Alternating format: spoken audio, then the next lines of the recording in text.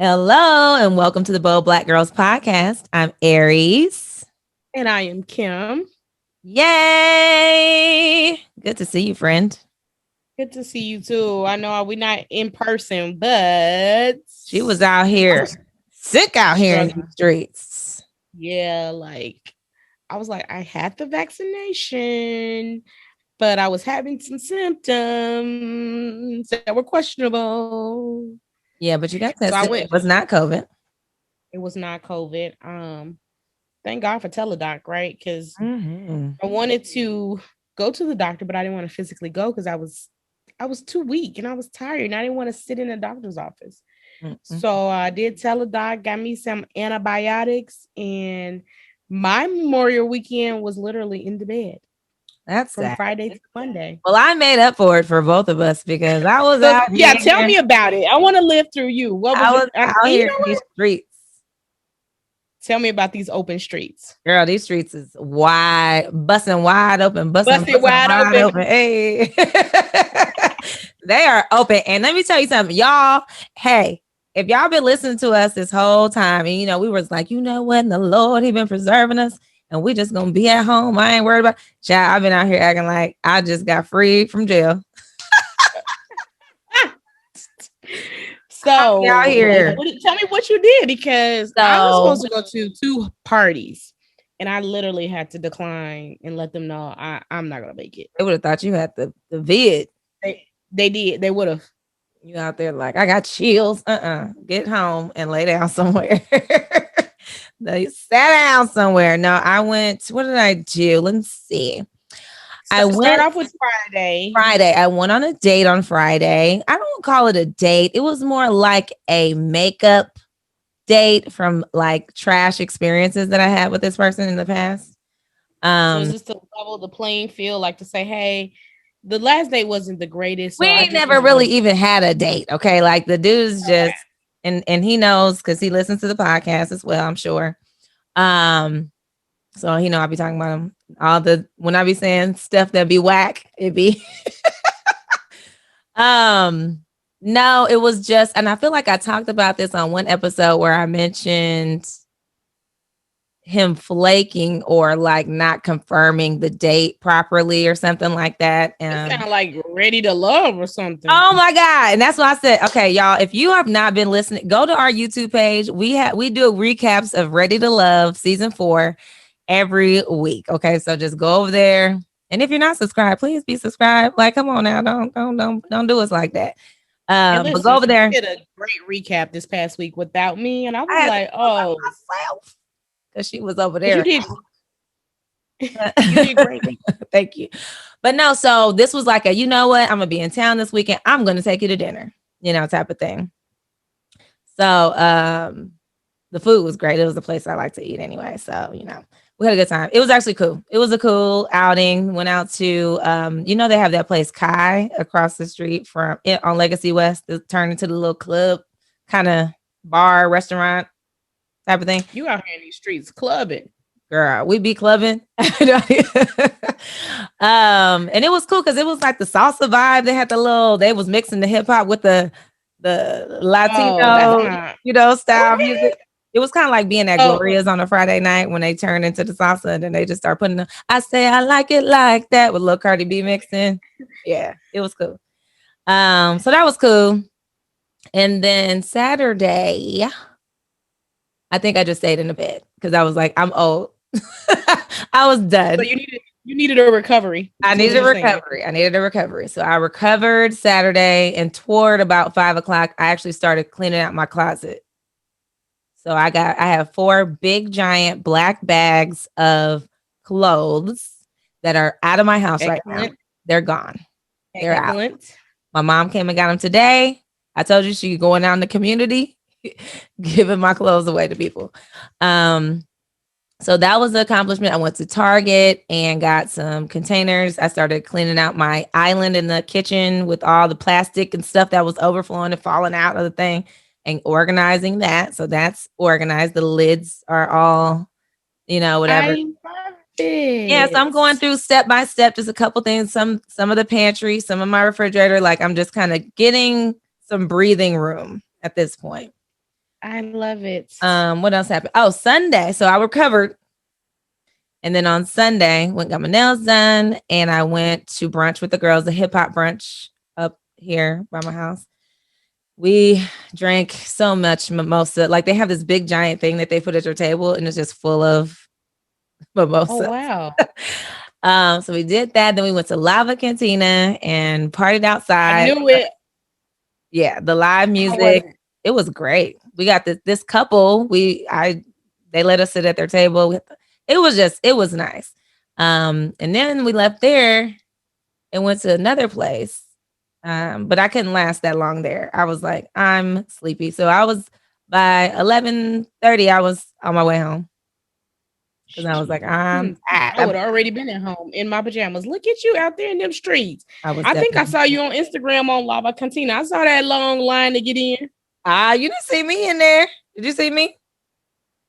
No, but I did see a lot of people. Oh, because I walked up to the front. We knew somebody who was working security, and I was like, did you call my name? Did y'all call me? Yeah, okay. I'm on my way. I just walked. Yeah, we finagled our way. You know, we always trying to finagle something. Yes. But it was a good time. And I was just like, I'm done. So yesterday, I needed these extra days in the weekend to recover from some of the stuff that I was out here doing. So yeah. We had a very eventful weekend. So I didn't know if we were gonna even record this week because she was over here just dying by Sunday when we usually record on Sundays. She was like, voice gone, everything. I was like, Lord, she about to have me out here by myself. I can't do it by myself. You can do it. But no, yeah, I was like, I wanted to push, but I just could not. So, you know, sometimes you just have to listen to your body. Yes. Your body. And I'm really glad I did. I can't believe I was in the house literally Friday to Monday. And you needed to sit down because you be out here on the weekends. She'd be going to everybody's child's graduation. She'd be dropping off a gift over here. I'm going to the park over here and this place and the workout. Not near. No, I'll be turning up. Like I might make an appearance. Your turn up is different than mine. Let's just your turn up. It's just your version of the turn up. Yep. It's like a slight like, hey, how you doing? All right. But you know, I have been going strong in the gym and my body probably was like, look, sit down, take a break. And literally I've been off for 7 days, not working out or doing a thing. So sometimes. Yeah. But let me tell you, I got a chance to catch up on a lot of things, right? Because, you know, I'm not really the big Netflix TV watcher. So there was nothing else I could do in a bed but lay there and listen and watch. So I got a chance to catch up on my Netflix series. The Shy came out, which is my favorite on Showtime. Mm-hmm. They were celebrating, which we'll get into it, which today marks the 100th anniversary of the 1921 Tulsa Massacre. Yes. Yeah, that was and they talked about it on the show? No, this was on the History Channel. So it was just a lot of different shows that I was watching, but I want to say it was Sunday and Monday. They actually had specials across CNN, the History Channel. So it was good to on YouTube. I was watching one as well, which is really good because it was kind of short chapters. They would just talk about different pieces of it, which I was like, man, you know, I never learned anything about this until I was living out here and still had not really, I mean, you know, I had to learn as an adult, just like, oh, what was that? You know, because I'm close to Oklahoma now. So it's kind of like you just kind of hear about it, but it wasn't like the in-depth, which once you really dig in and learn about the depth of what they did, you know, and this is where I get very passionate about where we are as a country. And it just kills me. You know, we just got through going through this thing where they're like, Tim Scott talking about America is not racist, which nobody asked you, first of all, but yes, it is. Okay. That's not even a question. Yeah. I'm with you. Go ahead. I was gonna say I'm with you. I didn't know the magnitude of the Tulsa Massacre, right? When I moved here, number one, it was never taught to us in history. And my mother's a teacher. My mother's a teacher. I asked her, like, why didn't you teach this? Well, she didn't know. So they hid this history from us. And thank God for technology, because where would we be without it? Oh my goodness. Well, and I think especially people who are from there, they grew up with that history, right? In Greenwood and in the other locations that I didn't know that had their own Black Wall Street, like in Richmond, Virginia, that had one, and theirs was more of a slow decline because of integration, right? Where the money slowly started drifting away and redlining and cutting them basically out of the community. This one was more blatant, which and it always, I feel like, when I really learned about kind of it wasn't the cause, but kind of the triggering point that really pushed this thing when apparently, and I don't even know the names of the people, but there's kind of rumored of how this started with the white woman who claimed that the Black man had attacked her or raped her or something like that.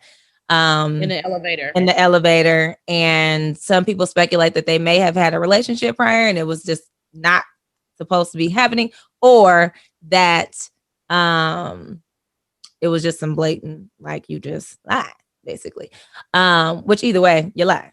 And what I was just like, man, they were saying that the enslaved Africans that were freed during that time in Oklahoma, who were slaves in Oklahoma, who got land and promised things, they got promised certain things.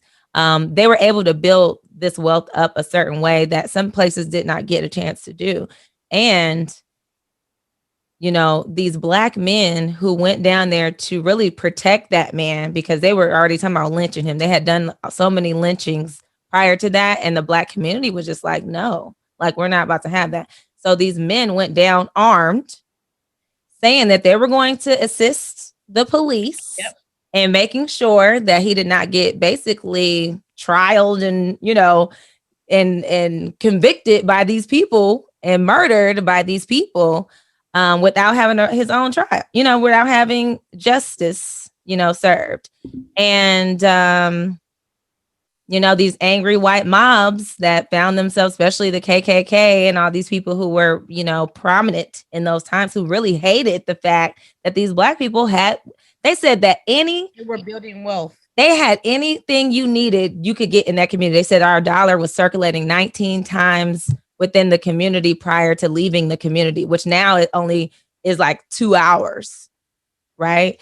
Just for our money to be really supporting it was nothing but Black businesses, like anything you could think of, and the diversity of the different types of people that were there to be able to have that many businesses represented. I mean, it just was like unheard of right now. I'm like, oh, what would that look like today? And it just seems like it's so far, fetched in your mind, but also that, they went down there to protect this man, and these white angry mob comes and decides they're going to disarm these Black men. Take it upon themselves. They were deputized by the police. They sure were. Authorized. Yes. Which is kind of what happened in the Black Lives Matter protests when Dylan Roof decided he's gonna shoot people. He's standing there with his gun, like, you helping the police, and they telling you, and you let this boy murder people in front of everybody, and get nicely brought in like it ain't nothing. So these are things that that sparked everything, because the shot went off and they were in a straight gunfight. A gun battle. Gun battle. And the Black men realized, like, okay, we're outnumbered. They tried to get back into the Greenwood community and blocked off the area, so they could not come into their area, could not come into the community. But hours, in the morning, what was it, 5 a.m. or something like that? They said it was like from 5 to 11 a.m. They had gathered thousands of white people white men that were basically looting gun stores and all this stuff to go get armed so they can come in here and any black person that was they considered resisting, they were going into people's houses to pull them out of there. It was crazy. I was like, I can't even believe this was a thing. You know, it's just to try to get your mind in that how you felt so unsafe. Like you've survived. Your parents were slaves. Your people were slaves. You might have been one, you know, born into slavery and freed and all that. And you go through all that. You feeling like you're really getting somewhere. And then they just don't want you there. It's just straight tried to expel them. They use it as an opportunity to get rid of them, you know, and they burned that place down. I think it was like 35 blocks or something. Yeah. Yeah. They burned the entire community, which resulted in about 300 deaths. There were mass graves, you know, and things like that. And I'm like, and then their descendants didn't get to benefit from all the things. They couldn't just like, they wouldn't allow them to rebuild on their land that they own. They end up having to sell it to the city, you know, for pennies probably, because they couldn't do nothing with it. And it was just like, no, we're just not gonna let you build here no more. Like, how is that? And there's no reparations been provided to them. And that's something that I feel like, you know, when you talk to certain people who are against reparations, I'm like, why? How? Guess who got reparations though? The white business owners whose stores got looted by white people. They got reparations. They got to repair their businesses and things like that from the white people who came in there and did that. But the black businesses didn't get a chance to do that. So, child, that is why I just love sit back and history just simply repeats itself. And that's why we got to know our history. Like for this stuff to not be taught, there's a reason why, because they just find other clever ways to do the exact same thing in another way. The redlining, all these things, because that's what they didn't go burn down Virginia. They went and just slowly said, okay, well, we're going to the white flight over here, and then we're not going to loan y'all nothing over here, and we're going to just keep cutting you out of the redlining and the what they call it, gentrification. Mm-hmm. That's exactly what they do, and the cycle continues to repeat itself. Yep. So when you hear people like Nipsey Hussle and all them talking about, you know, building black wealth, buying back the block and things like that, Killer Mike and all them banking black, Stephon Coward, who's also, we're going to have our guest, Benjamin Van of Impact Ventures. He's one of his partners over there. He's one of the Bank Black USA. Like he's a co-founder of that movement, really to get more money back into the black community and banking black. And I think there's one called Greenwood Bank or something like that as well, another black bank. So as soon as they start getting up and running, I'm definitely going to be trying to support, because I just am really starting to see. And that's why you got to know this stuff, because when you see it and then you see what's happening now, it's connected. All this stuff is connected, you know, and not knowing our history. And you become even more, as our good friend James Baldwin would say, enraged. Yeah. Enraged. Yes. Yeah, exactly. Because you see it for what it is. And then you got somebody sitting there telling you, well, they're not racist and this is not a racist country. Okay. All right. It's just filled with racism. Before I was born, you know, I wasn't. Yeah, but it's still occurring. Right. The systems are still in place. That's the part when they're like, that was over such and such amount of years ago. That wasn't that long ago, by the way. And the fact that it was 100 years ago and it's still occurring, that's a problem. Yeah, that was 100 years ago. But let's talk about what was going on 50 years ago. What's going on a year ago with George Floyd? We're seeing this continue. It has not stopped. Just because it changed its face does not mean that it stopped. We got it even right now. You just got through talking about listen to your body and all that. And when Naomi Osaka decided that she wanted to take care of her mental health and withdraw from the U.S. What was it? The U.S. Open? Is that the one in the French? The US Open? Was it the U.S. Open or the French Open? The French Open. I think I ain't no tennis person, you know, I don't be knowing. But she has said she has social anxiety and depression, and that she has it builds up when she's doing those press conferences and stuff like that. And she told them that she didn't want to do the press, and they fined her $15,000. So what she do? She just said, I'll just withdraw from it. It ain't because she was losing, she was winning. So you know how serious your mental health has to be for you to withdraw from something that big. That is what you play tennis for. Like, that is the big reward. That's the Grammy, the Oscar, Right. And did we just come off a month of mental health awareness? So she can't have mental health. People were calling her out about it. Piers Morgan called her a brat, saying that, I don't even know what he was saying, but I was just like, you know what, sis? And Nike supported her. I'm so happy. And I was just like, you know what? You can't worry about these people because they just sitting here like you're just a robot and not a person. Like, we have to take care of ourselves, but it's like, these are the things that, I don't know. It's just so much, girl. I'll be like, to try to exist. Sometimes it is. But then I wonder, had that been someone of a different color, right? What would your reaction have been? Because he was up there kissing old Sharon, whatever her Osbourne's butt when she got kicked off The View, feel like made herself the victim after attacking Cheryl. Is it Cheryl Underwood? Yeah, Cheryl Underwood. I'm like, but you protecting her as your friend. You know what, y'all? Just stop. It's so obvious. It's like blatantly obvious. So those things, it really is. It really is. But then it make you look like you're the crazy one. It's gaslighting basically at its finest. But I'm so very proud of her. And I want to say that we're more empowered now, right? Even with Kiara, my daughter, I'm telling her, if you need a mental day, don't be afraid to take it. Like, I think of course it was looked down upon, especially for, the Black woman. Because I can even remember I was working at my previous employer. My dad had open heart surgery. I was gone for like 2 days, right? Now I'm the only child, only girl.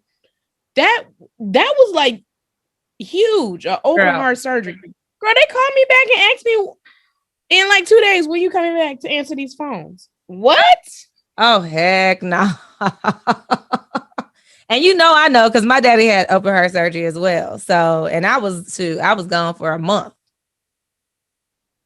Oh, wow. But I worked in between. But my employer, I had just started the job 3 days before, and my dad had a heart attack and I had to fly to California. Thank God I was working for a place not where I was at before, because it would have been what you had.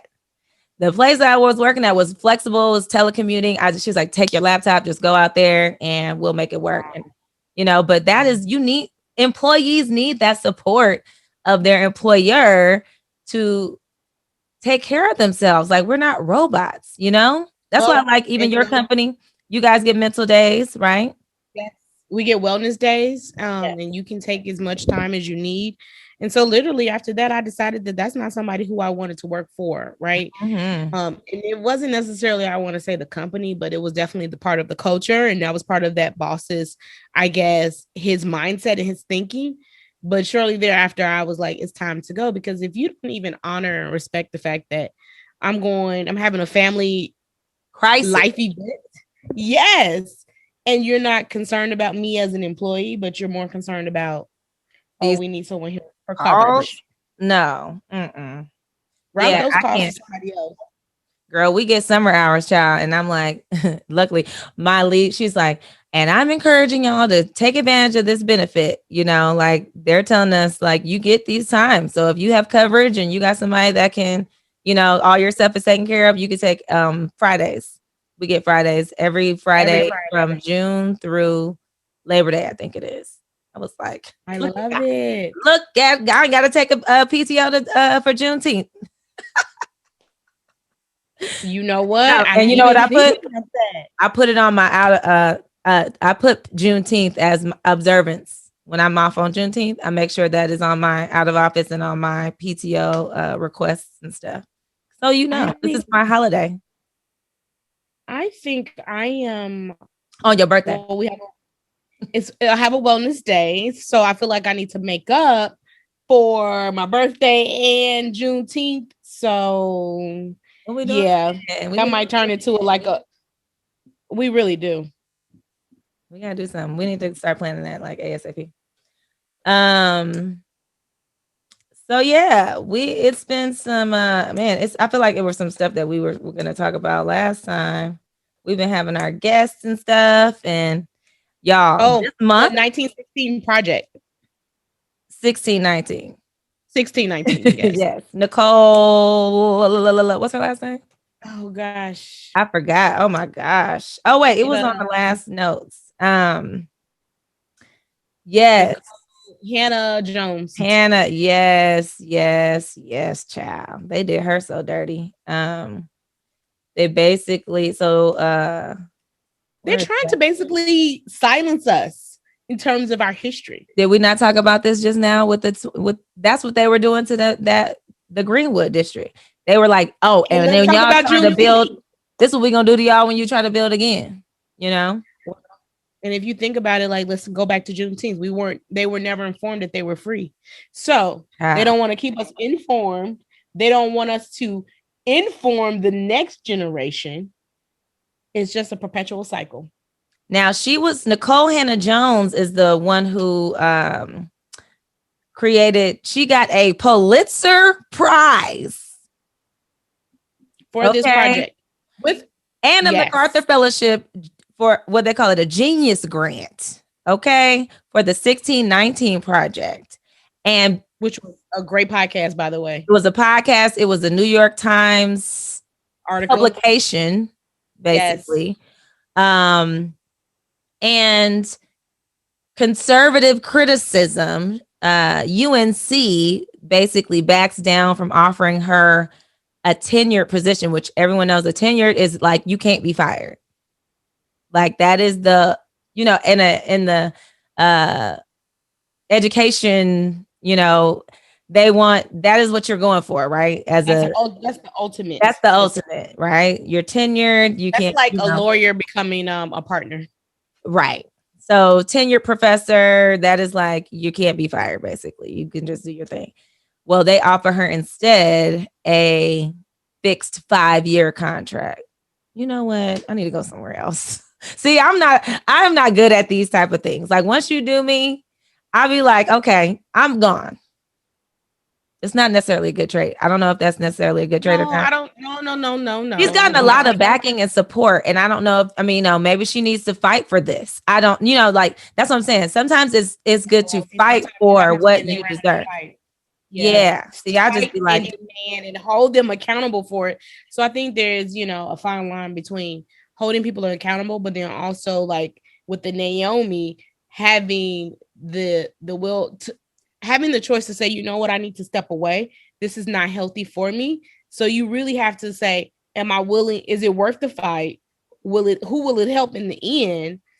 And how would this impact me mentally and emotionally? Yeah. That's the hardest part. Because there've been protests, there've been lots of support like for her in this. I'm like, see, I'll be the one like, you know what? Y'all want to give me I'm out of here. That is really a bad trait of mine that I deal with this with my therapist. Because I will leave. I will leave. I just be like, oh, okay, bye. I'll see you. I will be out of here. So yeah, I hope that whatever she wants happens out of this. Like if she wants to fight for it and get what she deserves, I hope she gets it. If she wants to leave and go somewhere else, girl, go somewhere else, girl. I support it either way. But if you think about it, like you put in all this time, right? You put in all this time for this. Do you just walk away from something like that? Child, Blair Underwood and his wife just did, child, 27 years. I was like, 27 years. I don't know. It's like when I see that, because I have an aunt and uncle that they got divorced after 35 years. How? Ain't Leela, girl. Y'all might as well just put up with each other at that point. Just put up with each other. You see Ain't Leela wear a little old short cell? She 90, about to be, her birthday is next week. It's coming up. She about to be 93, I think. Or 94. I don't know. I'm gonna go see her this summer She's though. in her 90s. She in her 90s. She stayed single. She got a divorce after 35 years and never remarried. And has probably been living her best life. Probably she has. But I'm like, people will call it quits. You don't know what people be going through and what kept them in that. See, me, 4 years is all I got. And I was like, I'm out of here both times. So I had to work through some I had to work through some things because I really was like, okay, I've been divorced twice. I've lasted 4 years. I lasted a little bit over 4 years with the boy's dad. But I was like, I'm the common denominator here. What? Not that it's all my fault or none of that, but more so of like the how I am like, okay, this is what we're at. Okay, bye. I'm gone. Just to be able to be out of here so quickly. I've committed to singleness longer than I've been married. I've been single for 8 years. And I told you, like I've flourished and I've thrived more in my singleness than I have in a relationship. And so you and I both followed this one pastor. He says a marriage should be fruitful, fulfilling, and flourishing. Right? Yeah. And so you think about it like fruitfulness does not always equate to a child, right? You can be fruitful, like our relationship. Productive. Yeah, productive. Exactly. And so, I'm fruitful alone by myself. So shouldn't that fruitfulness multiply? It should multiply. Be fruitful and multiply. Yeah, and not necessarily kids. Turn a 5 to a 10 and a 10 to the 20. You feel me? But no, I feel you on that. So, I guess you need to assess like what is your fruitfulness as a single person, and then you all need to be on the same page in terms of the vision for the relationship in terms of, okay, well, how will we be fruitful in this marriage? Right. I just for me, I'm not married, so I can't give no advice. I would need to feel like we definitely have to be on the same, like our purposes need to be in alignment closely, because I think that'll be the stable, purpose is more stable than like your feelings of love. Correct. Right? Like I'm going to love you, but love to me is a choice. Like I'm choosing to love you. Like I chose you as my friend. We didn't fall in love as friends. We chose to love each other. We continue to choose each other. We're fueling the relationship through different things. There are sometimes we'll buy each other gifts, or we might spend time together. We'll do things. This is any relationship I feel like should have these elements of quality time. There's some acts of service in there. There's some words of affirmation in there. Love language, right? What is your love language? Right. And so I think having that alignment of, understanding, hey, we're here to be companions, to build together, and we're focused on the goal. Like those things need to be there. I feel like sometimes from what I've been experiencing and what I'm like, what has kind of made me hesitant in the dating world is just like selfishness. And why would I do that now? Yeah, it's like what's in it for me, and not like how can I be of service to you and add value? Like, why can't we serve each other? Let's like outserve each other. Right. And we're now in a society of what's in it for me. And we're too old. I'm too old. I'm 42 years old. I'm not, you know what? I can't. Like I'm not doing the childish things. So I don't know. That's where I'm at. I'm like, you know what? If it don't look like that, then I'm cool. And standing on that, right? Like I talked to a young lady today, and she was like, I'm 30 years old and I'm still not married. I'm like, girl, there is no timeline, right? Like we're not settling. You're waiting for the right one. Yeah, that's fine. 30, child. I didn't even know who I was as a woman until I was 37. I feel like that was the first year I was like, oh, I'm a grown woman out here. I felt grown. Like 27, I was like, oh, I'm grown, because I had bought my house by myself and I was in grad school. I was like, oh, you grown. Like I was feeling grown. But 37 was when I was like, I like me. Like, you're cool. Regardless of who doesn't. Like, right? I'm good. If somebody say they don't like me, I'll be like, okay. And I ain't for everybody. Like, literally, that was the year that I think because I was coming closer to 40. Because as you get to 40, you're like, I could care less. Mine was probably 35. Mm-hmm. Because you're old, so yeah, you're a little bit ahead of your time. Whatever. You are. Kim act like, oh, she older than me. Hey, that's what all my old friends are like. She's younger, but she is really older. But you have the energy of a young person, so that's one thing I don't have. I'll be like, child. When I'm well, I do. Go get Kim, y'all, because I ain't about to be jumping on no trampolines and all that stuff. Kim will be jumping in the trampoline. That's actually what I want to do for my birthday, is jump on a trampoline. Okay. And then we can go to Top Golf. I'll take you to Top Golf. I got some coupons. I got some gift cards. I'll take it. Because today is actually National Women's Golf Day. National Women's Golf Day. The weather's getting better. We got to get back out there and get our swing. My dad will be here on the 29th. Perfect. So we got to get our lessons in while we can. I'm making him give his grandchildren some hardcore lessons that week, those 2 weeks that he's going to be here. So. Oh, wow. We're going to have 2 weeks of golf lessons. I'm excited. We just got to, I'm like, please let the weather be good so we can get as much in as we can.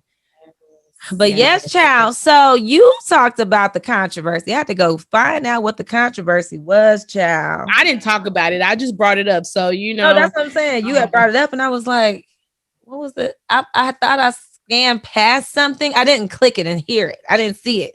So then when you mentioned it, I said, well, let me go back and see what was said.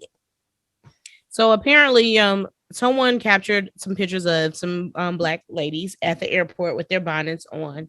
And apparently Monique commented about it, saying that, ladies, this is inappropriate. This is not how you should be carrying yourself. Sweet babies. So you know how she did when she tried to be like, she clowning you, but trying to act like she's sweet at the same time. Right.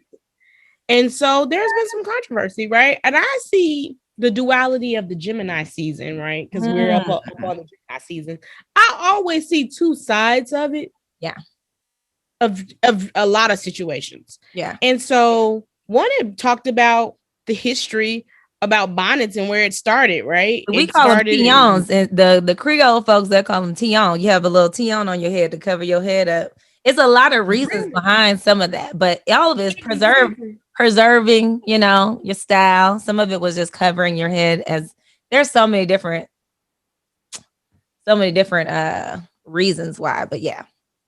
Yeah. And so I was looking at Netflix, it's a new one called Off the Hog or something like that, but it's basically about the history of Black food. And they were in South Africa, I want to say. And sure enough, the first thing I saw, African women with bonnets. So then I'm like, okay, all right. And I didn't even go look for this, right? I just so happened to click on that Netflix special. And I'm like, wow. So now I question the history. Like, we're criticizing these women. Now, is that something I would want to do? No, but that's my preference. When I go to the airport, in my opinion, that's not necessarily presentable, but that's my opinion. Right. So what she mentioned in there was about the bonnets, the scarves, pajamas, slippers, all these things that people were having a blanket on. I'm like, wait, don't talk about the blankets, okay, honey? Because the blankets, it'd be cold in the airport. I always bring a blanket. Right. But so there's a couple things. Back in the day, like to fly was really a privilege. And I remember to fly first class, you had to, if you flew first class or if you flew on someone else's, like a buddy pass or something like that, you had to dress up. This is in the 90s. Oh, wow. Yeah. You had to dress up because I remember they were like, oh, you can't just come in jeans. You could not wear jeans and sit in first class back in the day. I mean, I used to fly, but no. So You could not. You have to wear slacks or skirt or something like that look dressy, and then over these last probably 20 years, they got way more lax. Like it's whatever, now it's like whatever. But you know how they have those memes with going to Target versus going to Walmart? It's always somebody like with a bonnet on, or something like that. And the judgment. Right. So my thing is, we have to get to a point where we can say, we're going to stop policing Black women on what they can and cannot do. Yep. Now, because I question again. If my mama was in here, she would be like, no, you don't. She'll be right there with Monique. She'll be saying the same thing. She'd be like, you going out there with that thing on your head, you need to be looking like something. And my grandmother would have said the same thing because she just raised us. I don't care if you sick and with the flu, do your hair. Period. Like that. You just don't look it. That was just how they raised us, But I am more progressive. I think that, then obviously my mom, because she said when I went natural, she's like, so you just gonna let your hair be all over your head like that, and you got the little afro going on. Like every time I have my hair curly, she's like, so what's going on there? What's going on with that? Like that is how, so I'm used to the scrutiny, by the OG generation. So I get why they're coming from where they come from. They come from the era where they would go to the baseball game with a suit and dress on. And exactly. I don't know how old Monique is. Well, and you think about it, why? Right? Because they already had a bad rep, a negative image of just being Black. Mm-hmm. And so they wanted to push past the stereotype. So that's why they would do that. So if we dress up, they will respect us. Yes. Which they still ain't gonna respect you. Look at the people in Black Wall Street we just got through talking about. And they was respectable people with businesses, and they still got their stuff burned down because all they see is the Black. And the last thing I feel like we need is another Black person telling us what we need to be looking like. We just got through talking about this with all this stuff that went on in 2020. Is this not professional? Am I not professional? Is my hair not professional? Because you could say braids are not appropriate. You could say this is not appropriate. Absolutely. And I don't want nobody telling me that, because when somebody want to go with their blue hair and, whatever, nobody's saying nothing about that. So we don't need no extra Black people. Like, so certain groups can wear purple or blue hair, but if a Black woman wears purple or blue hair, it's deemed as unprofessional and inappropriate for the workplace. That's why I like startup culture. I like startup culture because they're very outside the box. They'll just let, a lot of times these startups, especially like tech startups and stuff, they usually they don't have those kind of rules. Like they have all kind of people. And these old school bureaucratic, places that try to give you a dress code and all that. As long as my butt and my titties ain't out, I think y'all need to, don't worry about, sweetheart. Your BLT, your butt, leg. Well, let's go. Butt, leg, booty, legs, titties. Oh, that. Yep. And you could do T. You could do T for titties or T for thighs. Just depends. Because some folks be having their thighs out. And that's another thing, because I'll be in professional environments, and typically white women who are thin wear those skirts that be going up their back thighs. If a Black woman tried with booty to wear the same kind of skirt and her thighs are showing, somebody would be like, that's too much, because she got something. So you got to be flat better. To not have nobody say nothing. Right. I have one even better. Like that just doesn't start at corporate America. Like Kiara experienced that at high school. Mm-hmm. She would get dress coded for the same thing as a white child, right? But they want to send her to the office and send her home. No, send everybody home. Mm-hmm. I don't like it. So yeah, I don't know. I felt like Monique was just she got shows this week. She's out at the comedy clubs. Maybe she's just trying to get some buzz going so people will go support her. I don't know. But I just felt like, Monique, you just got back cool with us. Wasn't you just like boycott Netflix? And we was like, singing the Negro hymnals, acting like we didn't hear what she was saying because ain't nobody trying to boycott Netflix. Seriously though, when she was talking about, everybody thought she was crazy. I love Monique. I think she's funny. I like her. She's been funny, especially in the different movies. She's talented, all that great stuff. I just feel like this is not the time for Black women to be telling other Black women what to do. We need to just be supporting each other and say, you could be a queen with a bonnet on your head. Because guess what? When I went to drop LJ off today, LJ and Marvin off to camp, I did not have a bra on. I had on some pajama shirt, some sweatpants, and no makeup. And somebody could have show said I look crazy out there, but I was like, I'm going in the car. I'm just dropping them off, and I'm coming right back home so I can do what I need to do. Especially during this pandemic, it's been many a days that I have gone without a bra. I'm living a free life. I rarely wear one. Let's just put it like that. I only have one on now for y'all. But as soon as this is over, it will be off. But yeah, I think we got to get out of that. We got to get out of that habit because we have enough people doing that as it is, and it's just you're already being police. So let's stop policing each other. Girl, help her out if you want. Help her out, but don't police. I wish she would tap me on my shoulder with my bonnet on in the airport, telling me what I need to be looking like. Child, mind your business. That's what you need to do. That's really what it is. Now, if I have my bonnet on and pajamas and all that stuff, and I'm acting crazy, now you can make, you might be making some type of judgment of like, what's going on with this person? She acting crazy.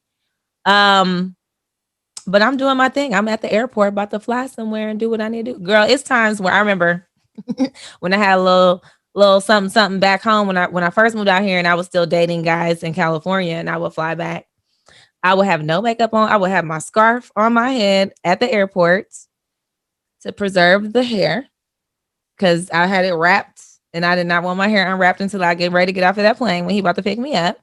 I had no makeup on and I would totally do the eyebrows and all that while I'm in the air so that when I get off, it's just, that's when it was slanging. I have my hair down a lot then.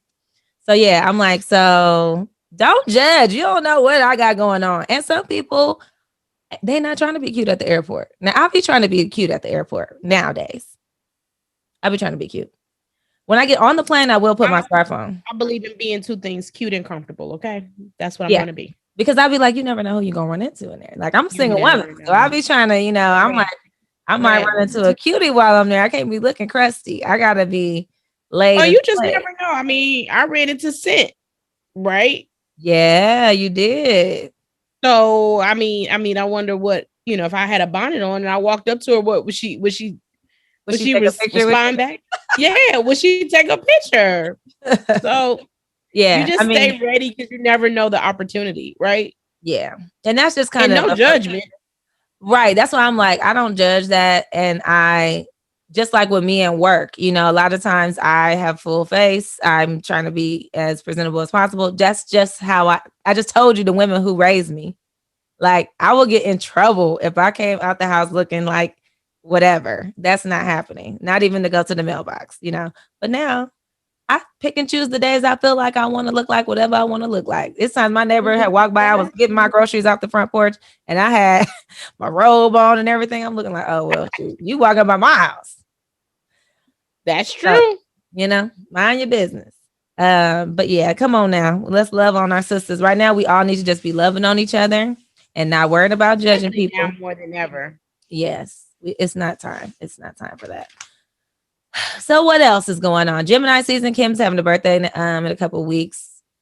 Getting closer to me. You're getting closer to me, girl. Ooh, I know. And I was like, Lord, I don't want to be sick on my birthday. I'm like, so I'm glad I got it out the way. Okay, get that out the way so we could try to get something going on. We got to start planning. Planning some things so we can get ready for our summer vacation. Well, I don't know because, travel is going up. So, my thoughts is wait till like summer is over with because the cost of car rental is inflated. Just everything is inflated right now. So, I feel like I was like, we went on a 10-day vacation. That was the ultimate. I feel like I got it. If I don't go nowhere else, we got it in. Oh, I gotta go somewhere else. No, I can't. That's not enough. No, I'm just saying if I didn't, I got it in. We and the boys are probably gonna go to California. Oh, good.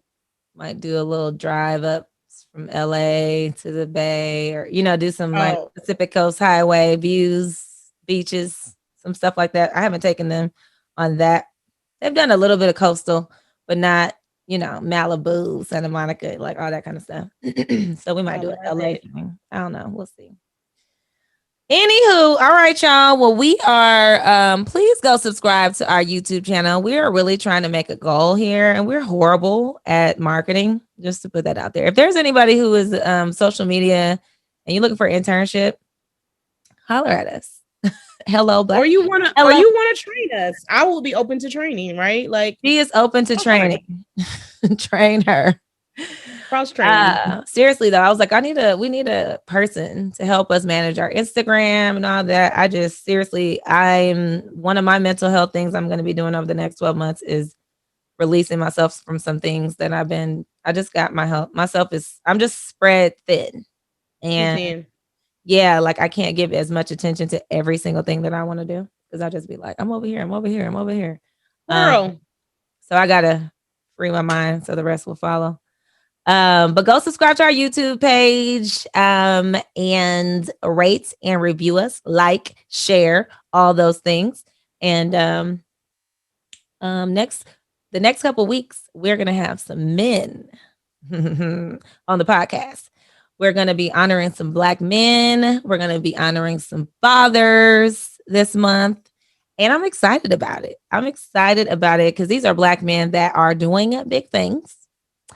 Taking care of their family, taking care of their kids, and just killing it, basically. So we love this. We just love to see that. And as much as we talk about how we love our Black men, so we got to show them love on the Bold Black Girls podcast. Let them know that they got some Black women that are out here that really want to see them win, and we know they want to see us win. So we're looking forward to sharing those talks. I'm excited about that. Yeah, it's gonna be good. And if y'all have any people that y'all would love to hear us bring on the podcast, just let us know. hello@boldblackgirls.com, and head over to boldblackgirls.com to get your Bold Black Girl merch. And any call to action or anything today, Kim? Learn your history and check your mental health. I would say, yeah. No, well, number one, summer is getting ready. Summer is here. So go enjoy your summer, right? We are open and free. And by all means, to the level of comfort for you, right?